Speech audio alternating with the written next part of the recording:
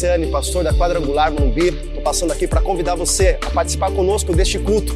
Com toda certeza, Deus tem uma palavra para a tua vida. Se você ainda não é inscrito no nosso canal, se inscreva, acione o sininho e você vai receber as nossas notificações. Fica com Deus, um beijo no teu coração, Deus abençoe.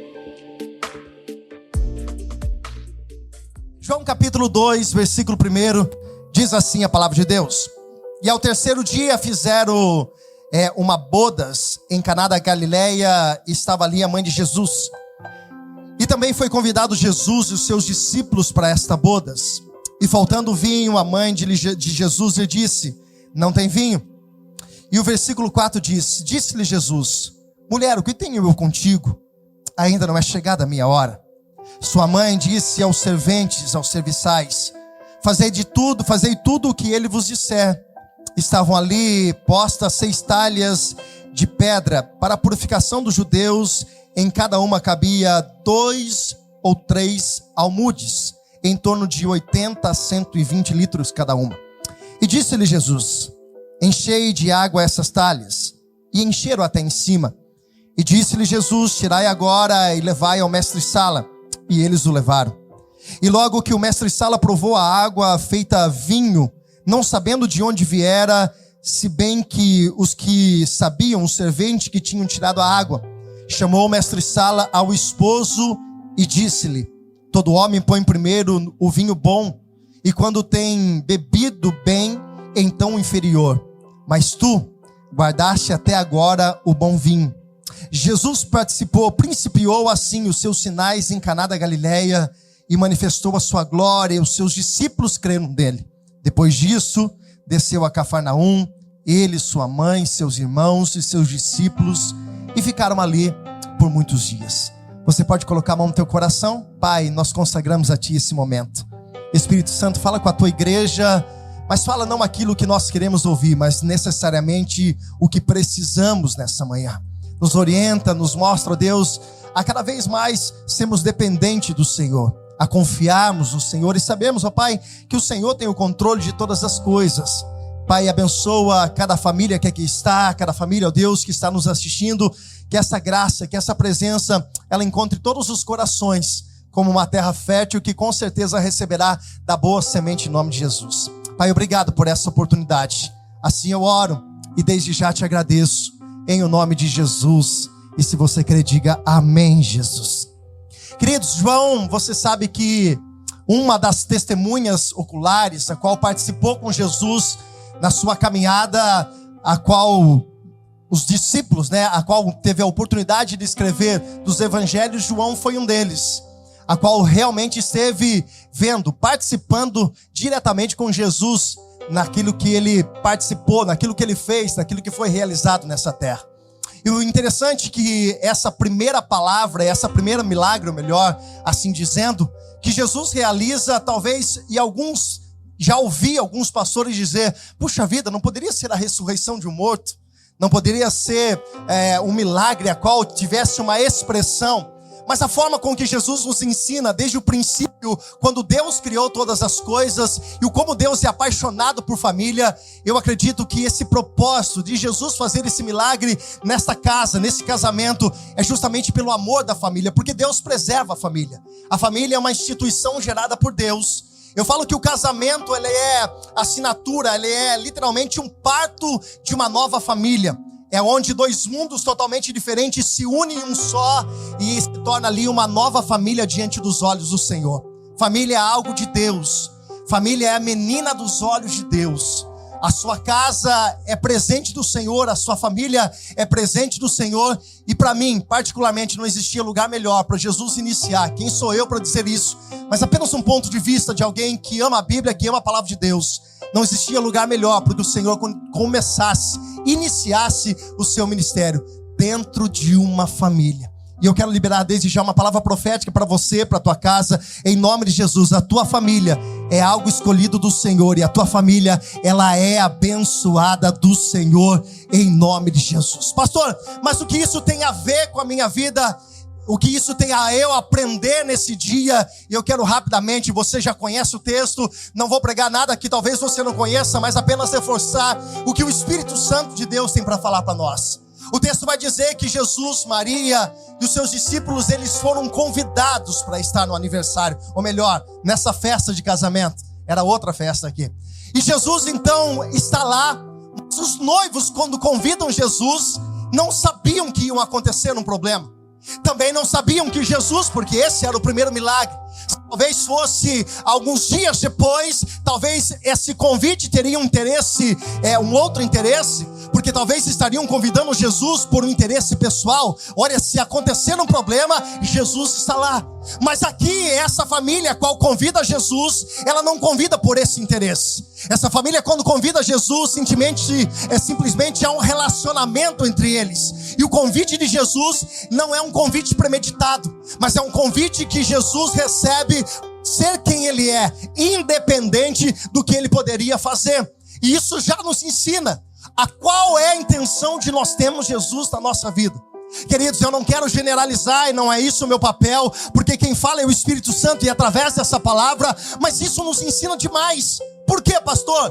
Porque em muitas casas, em muitas famílias, Jesus só é convidado quando um problema aparece. Jesus só é convidado quando uma situação foge do controle. Rapidamente clamamos, rapidamente buscamos. Mas a palavra dessa manhã, através do Espírito Santo de Deus para nós, é não esperarmos que Jesus seja apenas um hóspede, que passe alguns dias na nossa casa em dias que nós precisamos, mas que Jesus seja aquele que habite dentro do teu lar, aquele que habite dentro da tua casa, aquele que traga paz para a tua família, aquele que, quando o problema acontecer, quando o problema bater na porta da tua casa, não é você que vai abrir, é o Jesus Todo-Poderoso que vai abrir a porta, porque esse problema que talvez está se levantando não é maior do que o teu Deus.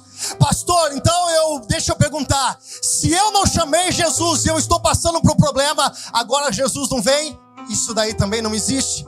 A Bíblia vai dizer que Jesus é o socorro bem presente na hora da nossa angústia. Se talvez você ainda estava tendo Jesus como apenas um hóspede da tua casa, Jesus está dizendo hoje, eu estou disposto a fazer morada dentro do teu lar. E há uma outra pergunta, pastor, se Jesus está na minha casa, então não vai ter problema? Queridos, estar Jesus na casa pode até você passar por problema, mas quando Jesus está na casa, a certeza de que o problema será resolvido, ele é 100% garantido em nome de Jesus.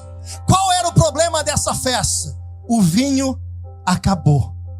Queridos, se nós falarmos isso pela nossa cultura, rapidamente vamos dizer, mas isso é muito pouco, isso é muito simples. Para um judeu, acabar um vinho no meio de uma festa era uma tragédia, era uma vergonha. Só para você trazer nos dias de hoje, vamos imaginar que você planejou o seu casamento há muito tempo, e você vem pagando as contas, você vem sanando, fazendo aquelas carnezinhos de dívida que você possa pagando, para que daqui 1 ano, 2 anos, quando chegar o dia do seu casamento, você já está tudo pago. Pensa comigo. E aí você foi no melhor ateliê. Você, mulher, escolheu aquele vestido de noiva, Lucas, que quando você viu a Cíntia entrando, a perninha balangou, né, filho? Ficou nervoso, o coração ficou acelerado. E você, com certeza, muito elegante estava, escolheu o melhor terno, o melhor traje para estar no casamento. Aí no dia do casamento, imagine só pra gente comparar, essa situação que estava acontecendo.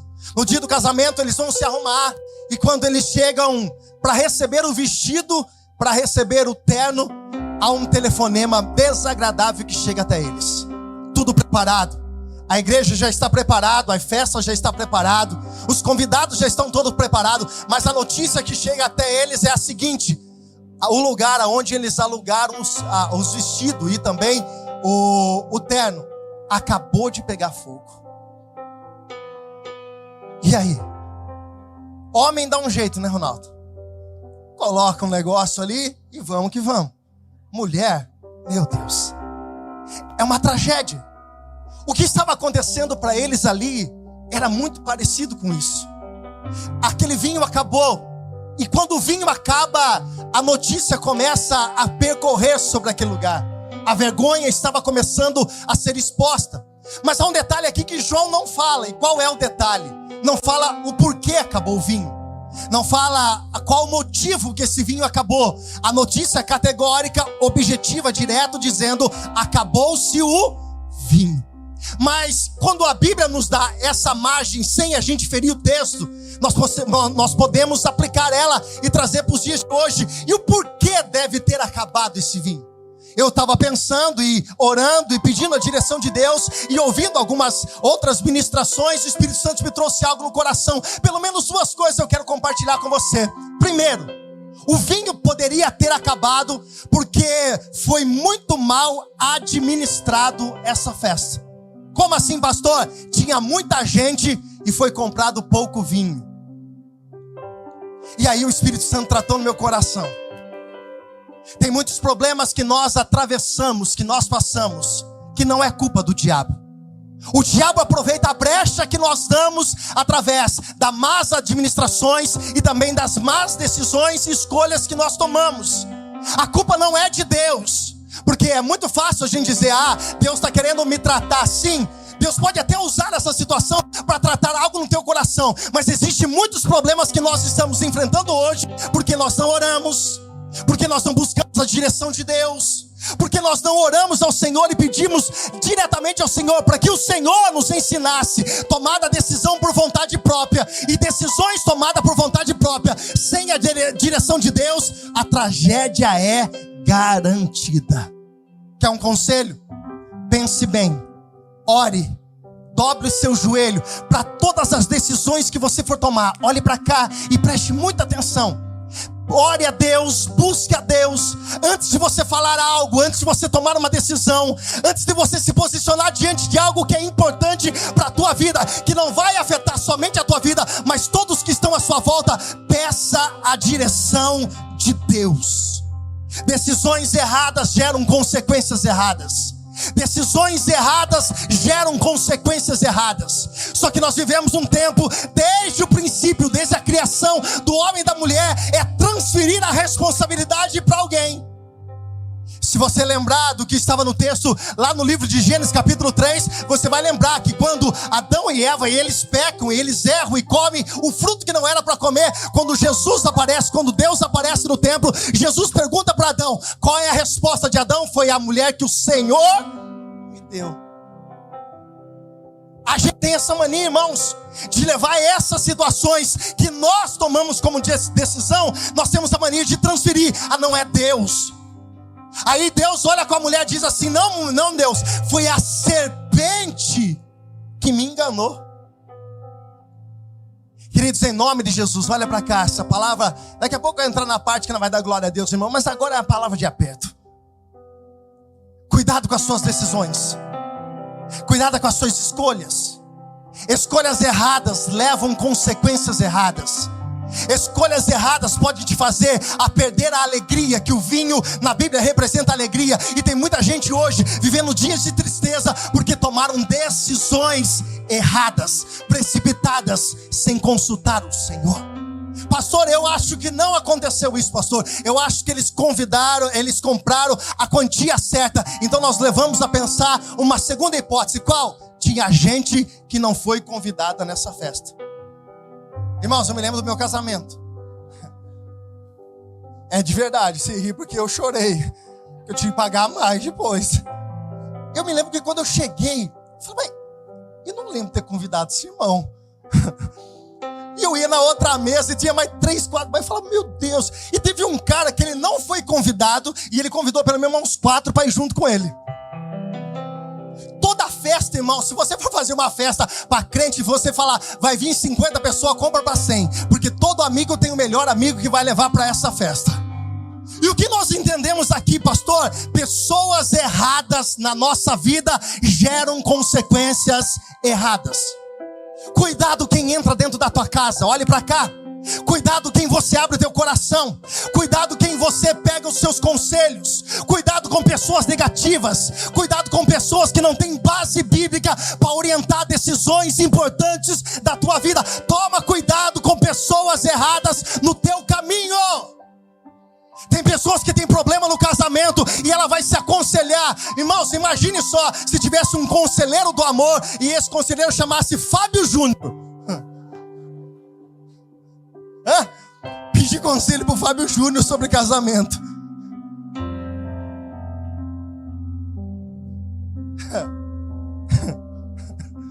Você ri, né? Porque, irmão, o que ele vai te aconselhar? O que ele entende. E o que ele entende não está baseado com a palavra de Deus. A minha vida, o meu casamento, a minha família não deve estar apoiado ao achômetro dos outros. Não deve estar apoiado às experiências únicas que não são direcionadas pelo Senhor dos outros. A minha vida com pessoa certa me leva para cima, mas pessoas abaixo faz perder a alegria dentro de casa. E eu quero profetizar algo do Espírito Santo de Deus para a tua vida. Deus vai tirar pessoas que atrapalham o teu crescimento em nome de Jesus. E eu vou dizer mais, Deus vai colocar as pessoas certas, alianças certas, para que faça você crescer diante da palavra, da presença, da promessa e de tudo aquilo que o Senhor tem preparado para a tua vida. E se você quer dar um glória a Deus em nome de Jesus, pode aplaudir. Pastor, o problema da festa era que o vinho mas graças a Deus tinha uma convidada diferenciada neste lugar. A irmã Maria estava nessa festa. E a Bíblia vai dizer que a irmã Maria provavelmente tinha acesso à adega, ao lugar onde era o depósito. E a palavra que vem para ela é que o vinho tinha acabado. E ela, conhecendo Jesus, porque ela gerou Jesus, e ela sabia qual afinidade Jesus estava nessa terra, ela vai dizer a Jesus: qual é o problema? Não tem mais vinho. E aí a resposta de Jesus é uma resposta enigmática, dividida em dois lugares. Primeiro ele pergunta: mulher, o que tenho eu contigo? E ele diz: não é chegada a minha. Olha que interessante. O que Jesus estava dizendo, irmãos? Por muitas vezes eu achei que Jesus falando: puxa vida, que coisa que Jesus deu, né? Será que Jesus não acordou bem nesse dia? Mas o que é esse o que tenho eu contigo? Era uma palavra simples daquele tempo. Por exemplo, quando a viúva que perdeu o marido, chegou diante do profeta Eliseu e disse: olha, o meu marido morreu e eu tenho 2 filhos e o credor vai pegar os meus filhos. Qual é a palavra que o profeta diz para ela? Mulher, o que tenho eu? Essa representação, irmão, significa: eu não sei o que está acontecendo. Eu não sabia que estava acontecendo isso. Então quando a Maria chega: acabou-se o vinho da festa, a resposta de Jesus no original é: eu não estava sabendo disso. Só que daí tem uma outra resposta: ainda não chegou a minha hora. Todos nós sabemos aqui que Jesus está falando do princípio do ministério dele, do início do ministério dele. Só que, irmãos, ele disse não para a mãe dele.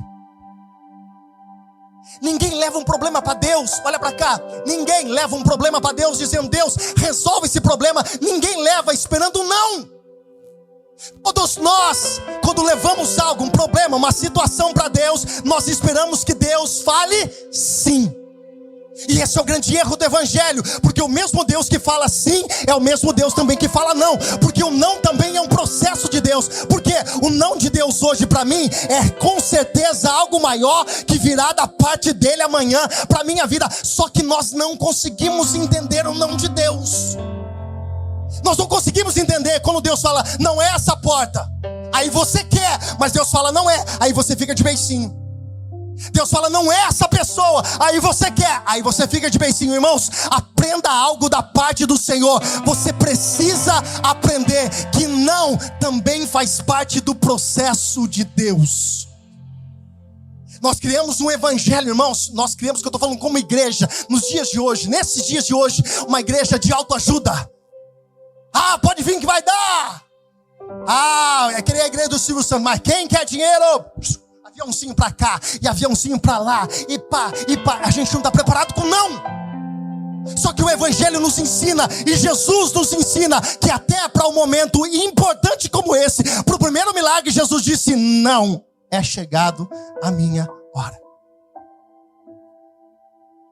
O não de Deus pode não ser a resposta que você espera, mas com certeza para a tua vida será hoje a melhor resposta que você precisa. Eu vou dizer de novo: quando Deus fecha uma porta, é porque tem outra maior ali na frente. Quando Deus diz um não para você hoje, aprenda a confiar que existe algo maior da parte de Deus chegando. Quando Deus falar para você, não é o tempo, aquieta o teu coração, porque não vai vir aquilo que você quer, vai vir aquilo que você precisa, e de forma abundantemente mais, além do que você pediu, pensou ou imaginou. Não fique bravo quando Deus fala não. Tem algo maior da parte de Deus vindo para a tua vida.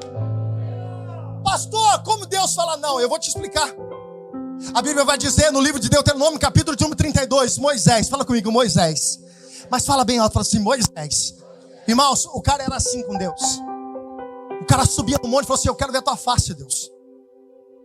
Aí já com 120 anos, Deus chama Moisés do alto do monte. Diz Deus: Moisés, tá vendo todo aquilo lá, a terra da promessa? Ah, aquela lá, a terra que manda leite e mel, é aquela. Deus, eu vou entrar nela? Não. E ali que nasceu a profissão de coveiro. Deus disse: eu vou te matar e vou te enterrar. Ah, pastor, isso é Antigo Testamento, Novo Testamento não tem nada a ver. Não? Deus leva Paulo no terceiro céu.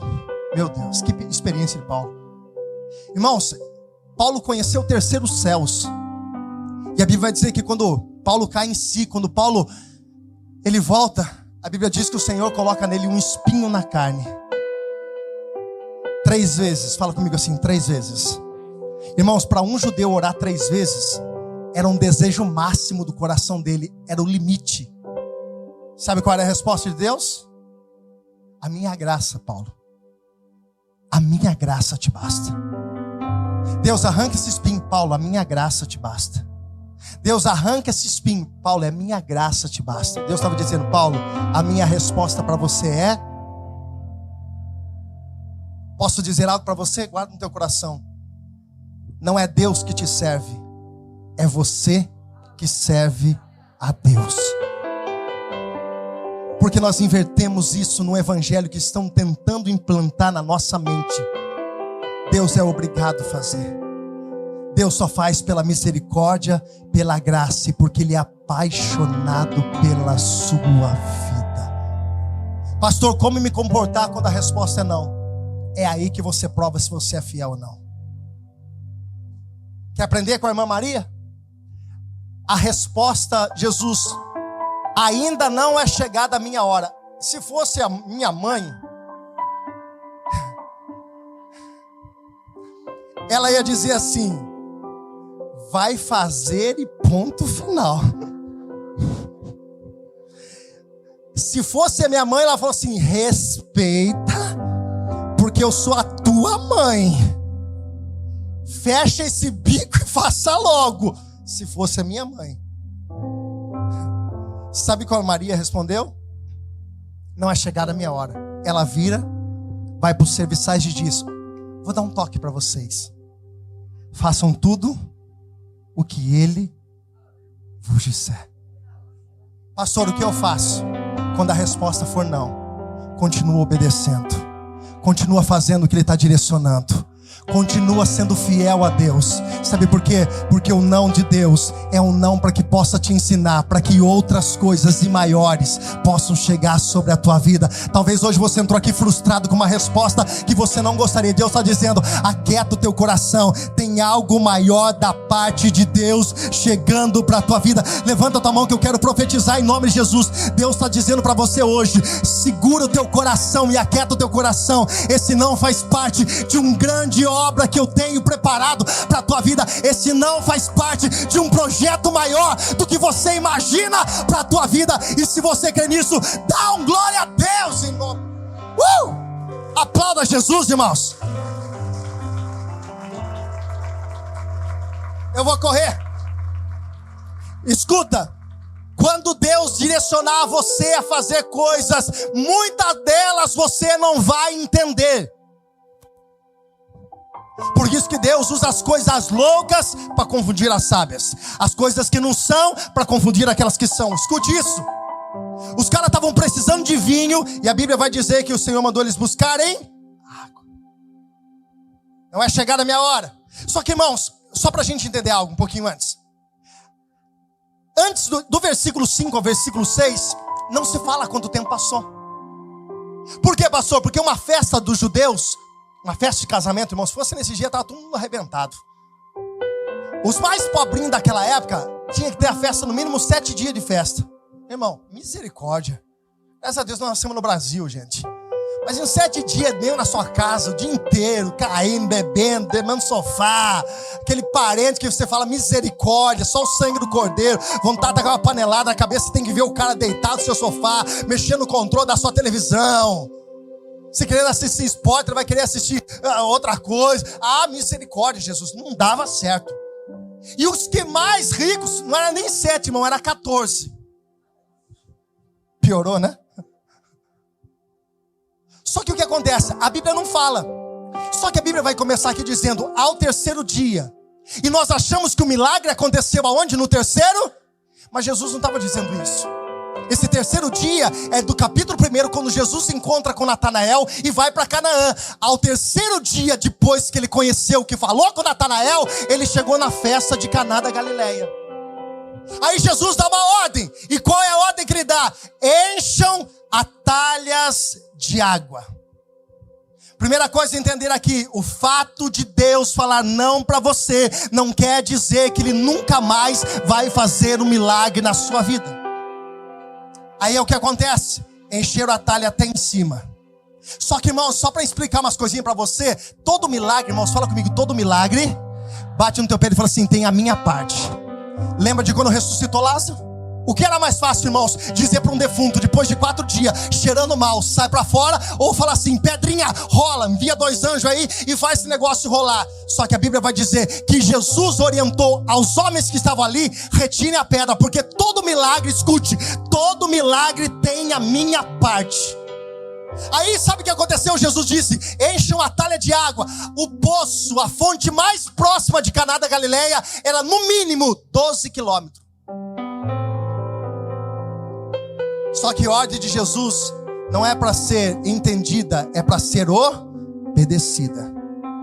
A oração do Pai Nosso não foi, seja feita a tua vontade. Seja feita a tua vontade. Seja feita a tua vontade. Não entendida a tua vontade. Porque às vezes a gente vai começar a bater os pneuzinhos, irmãos, porque eles estavam precisando de vinho. E aí Deus faz o quê? Pega água. Qual era a lógica? Pega uma taça de 50 ml de vinho, porque essa taça de 50 ml de vinho eu vou multiplicar e vai acontecer um milagre. Essa era a lógica. Ou pega 2 uvas lá, tá bom, a gente amassa aqui, faz um negócio aqui e a gente multiplica. Essa era a lógica. Porque se você for fazer um paralelo, escute, com o Antigo Testamento, quando Jesus chegou na casa da viúva e disse, o que você tem na tua casa? Ela disse, eu tenho um pouquinho de azeite. Aí o profeta disse, vai, pega vasilhas emprestadas e o azeite que você tem vai multiplicar. Aí Jesus falou assim, não pega vinho, pega água. Vou falar que nem o pastor Jonas fala, cutuca o irmão do lado, quem está perto, fala assim, Jesus não é gente. Sabe qual é o problema nosso? Nós ficamos imaginando como Jesus vai fazer. Nós desenhamos, parece que nós queremos desenhar para Jesus fazer. Jesus, olha, eu acho que é melhor. E tem gente que é palpiteiro demais, né? Até no milagre que Jesus quer fazer, quer palpitar. Jesus, não, eu acho melhor se eu não fazer dessa forma. Pensa comigo aqui, é a 4ª pessoa da Trindade. Talvez Jesus acorda pela manhã, Jesus não dorme. Eu estou fazendo uma sintetizando aqui. Jesus acorda pela manhã, cutuca ele de manhã e fala assim, irmão, levanta que nós precisamos discutir o que vai acontecer no mundo hoje. Qual é a sua opinião sobre isso? Quem diz Jesus faz isso. Porque tem gente que é tão palpiteira, tem gente que é tão palpiteira que ela quer entender como Jesus faz. Irmãos, deixa eu dizer uma coisa para você, Jesus não tem regra para fazer milagre. Jesus tem uma palavra para fazer milagre, e a palavra dele é liberada, independente de como vai acontecer. Aquieta o teu coração, porque aquilo que ele prometeu é resposta para tudo.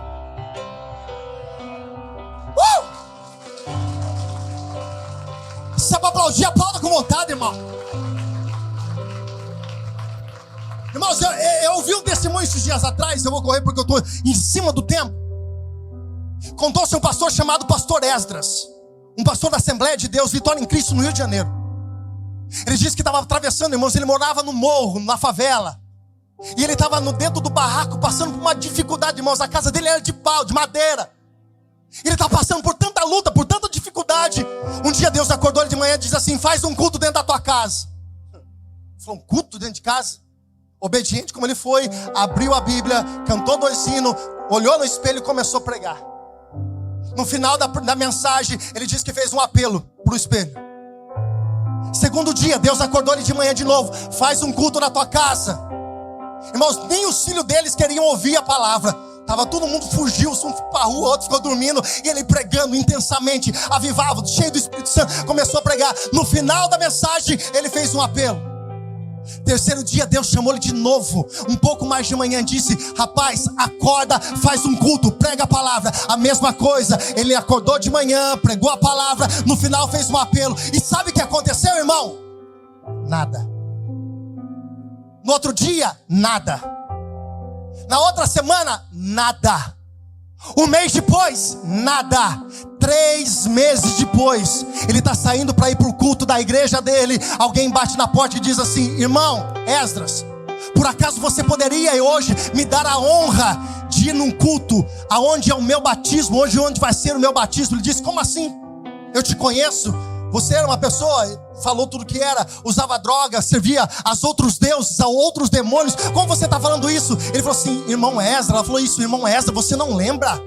Há 3 meses atrás você fez 3 cultos na tua casa. No primeiro culto você fez um apelo. Eu fiquei com louca vontade de entregar minha vida para Jesus, mas eu resisti. No segundo culto a mesma coisa. O Senhor pregou a palavra, Deus falou comigo. Eu precisava me libertar de algumas situações, mas na hora do apelo eu resisti. Mas no terceiro dia eu caí de joelho no chão, entreguei a minha vida para Jesus. Fui até a igreja batista na frente. Agora, hoje é o dia do meu batismo. Eu quero que você esteja lá. Irmãos, não tem lógica, mas para Deus, Deus não trabalha com lógica. Quando Deus mandar você fazer, independente se você não entender, faça, que Deus vai usar.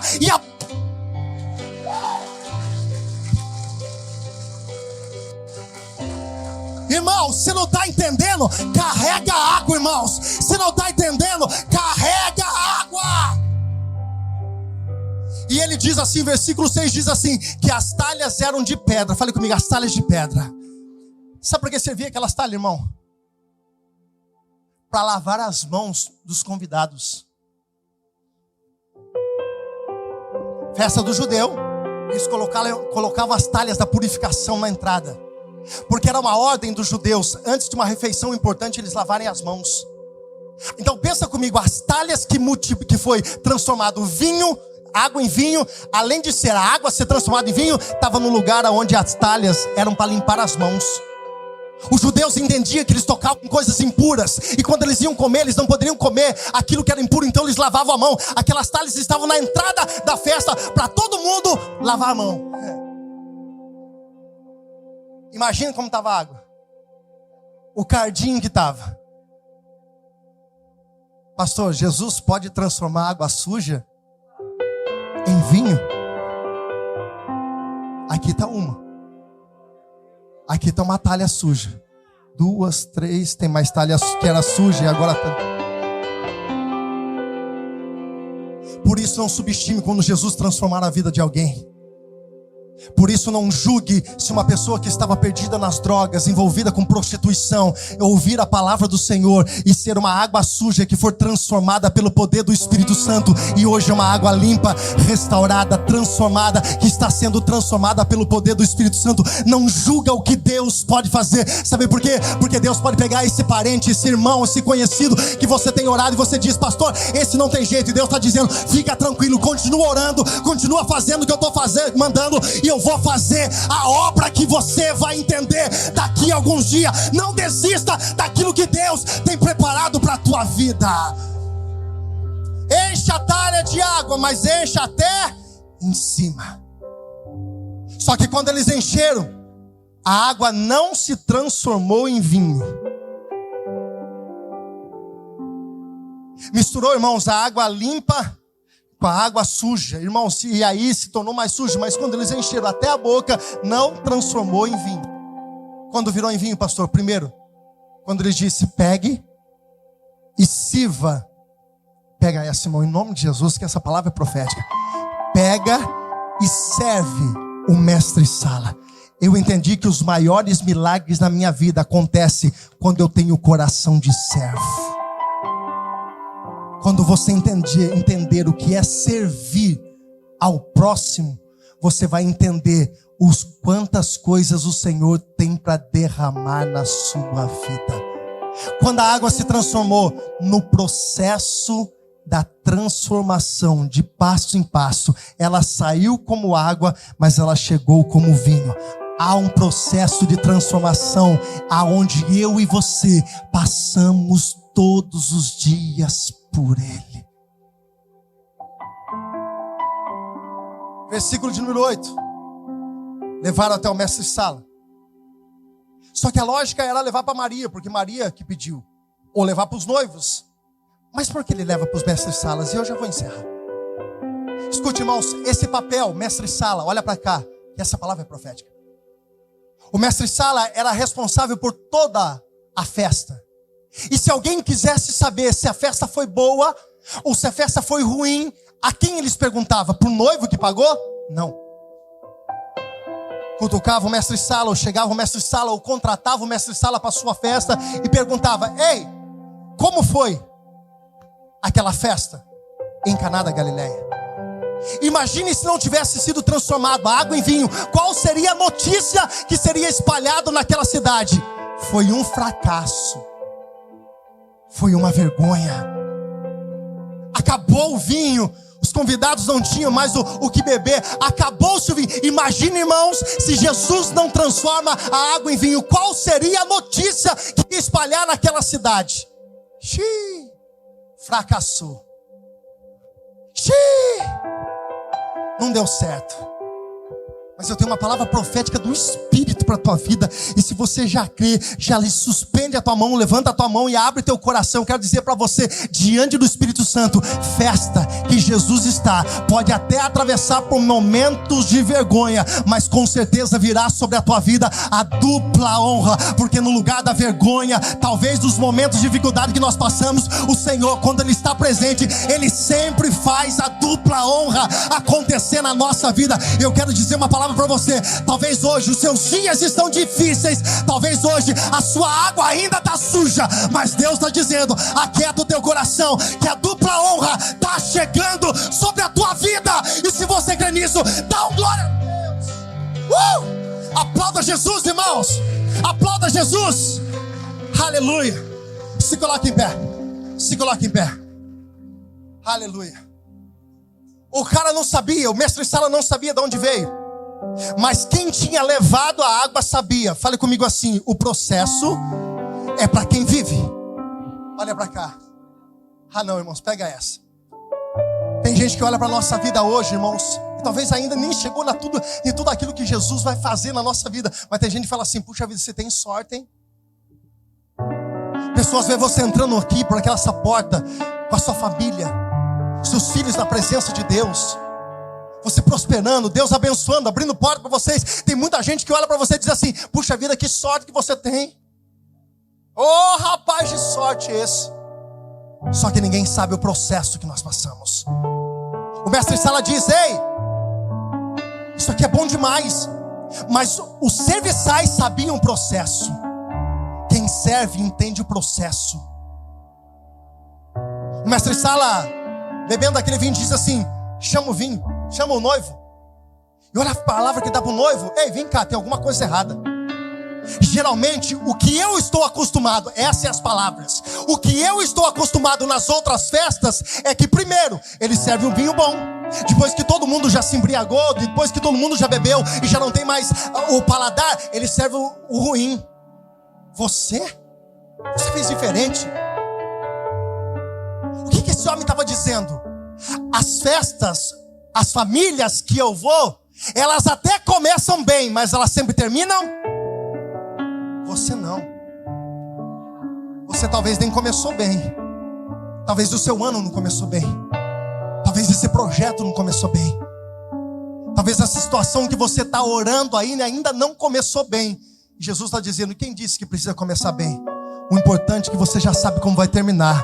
o nome do Senhor será exaltado e glorificado através da sua vida. Eu vou dizer de novo, porque eu sei que essa palavra tem destino para pessoas. Não desista agora, não pare agora. O processo pode até ser dolorido, mas Jesus está dizendo, Ele está dizendo, o resultado vai valer a pena. Aguenta firme, aguenta firme, aguenta firme, porque pode até ter começado mal, mas vai terminar melhor do que você imagina. Eu vou dizer de novo, pode até ter começado mal, mas vai terminar melhor do que você imagina.